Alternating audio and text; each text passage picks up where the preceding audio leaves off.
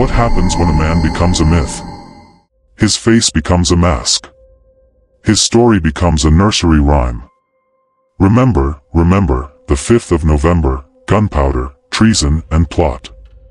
We burn him in effigy every year, a ritual played out for over 4 centuries. We think we know him. Guy Fawkes, the villain, the terrorist, the man who tried to blow up Parliament. And we think we know how his story ends: capture, trial, and a traitor's execution. A neat, historical bookend. But what if the end of the story is the one part we have completely wrong? What if the official account, the one of a state-sanctioned execution carried out to the letter, is a lie? Not a lie to cover up a conspiracy, but a lie to sanitize a truth so grisly, so chaotic, that it had to be simplified. The sentence handed down to Guy Fawkes was not simply death. It was a meticulously engineered spectacle of agony, a punishment known as being hanged, drawn, and quartered. A fate so vile it was designed to destroy a man in body, name, and soul. The plan was simple and horrific. He would be hanged, but cut down while still alive and gasping for air. He would be castrated and disemboweled, his own organs burned before his still conscious eyes. Finally, his body would be hacked into 4 pieces and his head severed, all to be displayed across the kingdom as a warning. That was the sentence. That was the law. But on the 31st of January 1606, on a scaffold in the old palace yard at Westminster, something happened that nobody expected. In his final moments, Guy Fawkes had one last act of defiance left in him. An act that would cheat his torturers of their grand finale. Today, we are not remembering the 5th of November. We are going to the heart of a frozen winter's day nearly 3 months later. We will strip away the myth and the rhyme to uncover the terrifying truth of what really happens during an execution. This is the story of Guy Fawkes' last few seconds of life, a desperate, horrifying finale that is far more shocking than the sanitized version you were taught in school. Because the real terror isn't in the plot he failed to carry out, but in the punishment he managed to escape. To understand the horror of January 31st, 1606, you have to understand the world that created it. This was not the London of Shakespearean romance. This was a city gripped by fear, suspicion, and a biting, relentless cold. For over 2 months, the capital had been living in the shadow of a narrowly averted apocalypse. The Gunpowder Plot had been discovered on the very eve of its execution, and the sense of relief was quickly curdling into a rabid, vengeful fury. At the center of this storm was the new king, James I of England and VI of Scotland. James was a complex and deeply paranoid ruler. He was the son of a Catholic queen, Mary, Queen of Scots, but had been raised as a devout Protestant. England's persecuted Catholics had prayed that his ascension to the throne in 1603 would bring an era of tolerance. They were wrong. James was a fervent believer in the divine right of kings, the idea that his authority came directly from God. To him, the Gunpowder Plot wasn't just an act of terrorism, it was a blasphemous, satanic assault on God's chosen representative on earth. He had survived, and now, he needed to make an example. He needed a spectacle of retribution so absolute that no one would ever dare challenge the crown again. But the plot didn't emerge from a vacuum. The conspirators, led by Robert Catesby, were not simply madmen. They were the sons of wealthy, respected Catholic families who had been systematically crushed by decades of religious persecution. Under Queen Elizabeth I and now King James, the penal laws made it illegal to hear a Catholic Massachusetts priests were hunted and executed. Citizens were fined crippling amounts for not attending Anglican services. Their faith was driven underground, their loyalty constantly questioned.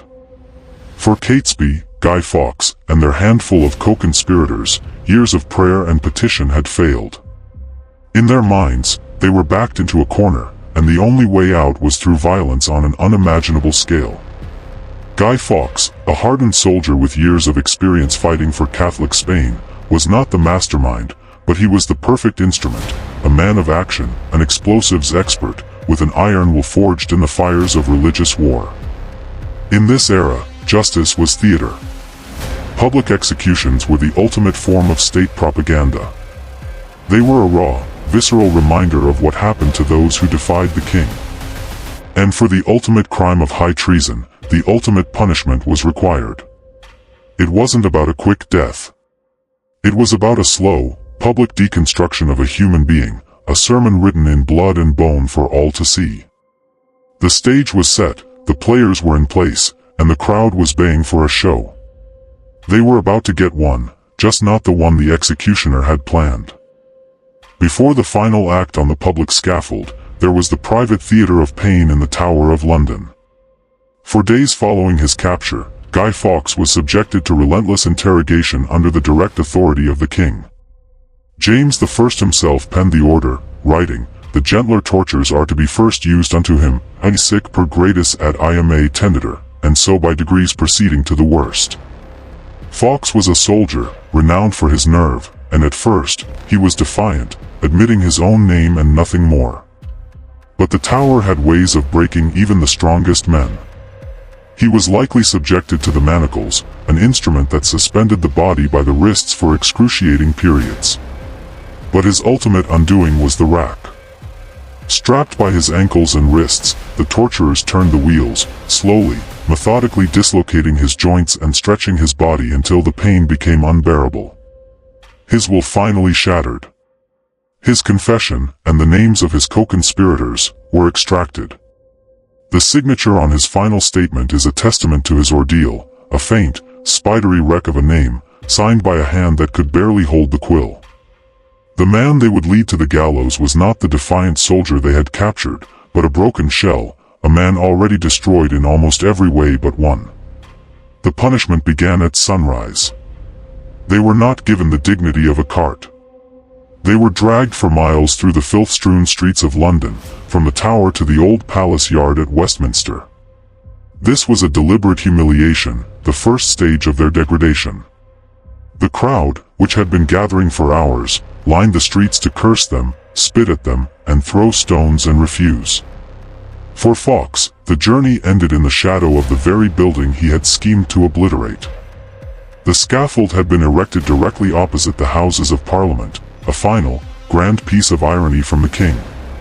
On the platform stood the gallows, a chopping block, a cauldron over a burning fire, and the grim-faced executioner with his knives. Fawkes was scheduled to be the last of his group to die that day. He was forced to watch the full, horrific sentence carried out on his companions. First came Thomas Winter. Then Ambrose Rookwood, who reportedly prayed aloud for the duration of his agonizing execution. Then Robert Keyes. The process was sickeningly methodical. Each man was forced up the ladder, a noose placed around his neck. The ladder was turned, and the man would drop, but not far enough to break his neck. He would hang, kicking and strangling, for several minutes until he was on the verge of death. Then, while still alive, he would be cut down, stripped naked, and dragged to the block. The executioner's first cut was to castrate him. The second was a long slice down his torso to disembowel him. In the ultimate act of psychological torment, the traitor's own organs were pulled out and thrown into the fire before his fading eyes. Only then, once he had witnessed his own evisceration, was his heart cut out. His now lifeless body was beheaded, and then hacked into 4 quarters.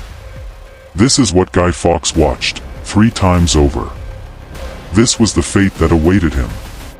Finally, it was his turn. Weak from torture, barely able to walk, he began his ascent up the ladder. The executioner followed, the rough hemp noose in his hand. The crowd fell into a hushed anticipation. This was the main event. This was the arch-traitor, the human symbol of the entire plot. They were ready for the sermon of blood. But then, something happened that is recorded in multiple contemporary accounts, yet erased from the simplified fable. With the noose around his neck, standing on the precipice between the ladder and the void, Guy Fawkes acted. Whether he leaped with the last of his strength, or whether his tortured body simply gave way, the effect was the same.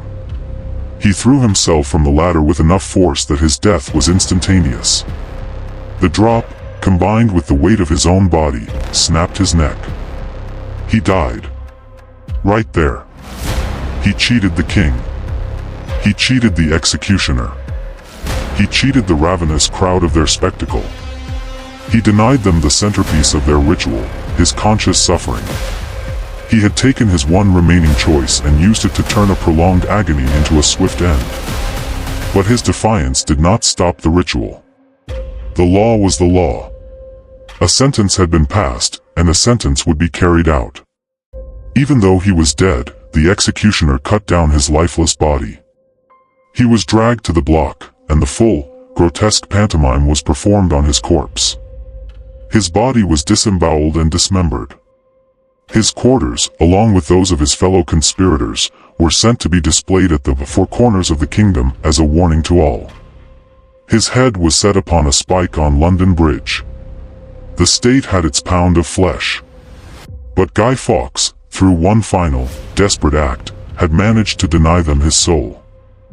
So why was this specific punishment, hanging, drawing, and quartering, so essential? Why wasn't a simple beheading, the more noble execution reserved for aristocrats, sufficient?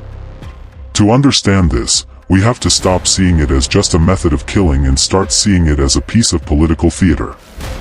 It wasn't born of mindless cruelty, but of calculated, symbolic power. Every step was a sentence in a gruesome public sermon. The dragging on the hurdle symbolized his fall from grace, reduced to the level of an animal. The hanging was the death of a common criminal, stripping him of any noble status. The drawing, the disembowelment while alive, was the horrifying climax. It was the physical manifestation of revealing a traitor's hidden, inner corruption for the whole world to see. By burning his entrails before his eyes, the state was performing a ritual of purification, cleansing the nation of his treachery while simultaneously damning his soul. Finally, the quartering and displaying of his body parts was the ultimate assertion of the king's dominion. The traitor's body, and thus his identity, no longer belonged to him. It belonged to the state, to be used as a set of terrifying signposts across the land. It was a message to every citizen: the king's power is absolute. It reaches everywhere. Defy it, and you will cease to exist. For King James I, a monarch obsessed with his divine mandate, this wasn't just justice. It was a sacred, violent ritual to restore the cosmic order that Fawkes and his conspirators had dared to disrupt. But what about Guy Fawkes's final act? His leap from the ladder introduces a fascinating and troubling wrinkle into this state-managed play. Was it, as many believe, one final, heroic act of defiance? A soldier, broken by torture, using his last breath to reclaim agency over his own death? In this interpretation, Fawkes is not merely a passive victim. He is a man who, in the face of total annihilation, found a way to rob his enemies of their ultimate satisfaction. He couldn't save his life, but he could, perhaps, save himself from the final indignity of conscious suffering. He took control of the narrative, if only for a second. However, there are other, less romantic theories. Some historians argue it may have been unintentional, that Fawkes, so weakened by the rack, simply fainted or lost his footing. Another possibility is more subtle, and perhaps even more chilling: a moment of illegal mercy. An experienced executioner could, with a specific placement of the noose and a sharp tug at the right moment, ensure a quick death. Was it possible the executioner, whether out of a sliver of pity or simple professional pragmatism, gave Fawkes a hangman's trick to speed things along? The horror here is different: the idea that even within this monstrously cruel system, a single person's choice could subvert its entire purpose. So why was this chaotic, ambiguous ending scrubbed from the popular story? Why are we left with a simple tale of a failed plot and a just execution? Because history, especially when it becomes folklore, abhors complexity. The raw, messy truth of a tortured man cheating his executioners is far more disturbing than a simple story of good versus evil. The nursery rhyme, the bonfires, the masks, they all serve to flatten Guy Fawkes into a two-dimensional bogeyman. It erases his humanity, his motivations born of persecution, and the state's own terrifying brutality. The official story implies the state was in complete control. But the truth of Fawkes's last moments suggests otherwise. It reveals a crack in the facade of absolute power. And perhaps that is the real reason the story had to be changed. Because the most terrifying truth wasn't just the gore of the execution, but the fact that for a fleeting moment, the condemned man, not the king, had the final say. For over 400 years, the story of Guy Fawkes has been a story about a plot. A failure. A reason to light fireworks and burn an effigy. But the real, darker history lies not in the cellar with the gunpowder, but on the scaffold in the freezing winter air. The true horror is not what he planned to do, but what was planned for him, and the desperate, violent choice he made to escape it. His was not the clean execution of a defeated villain, it was a chaotic, bloody footnote that history found inconvenient.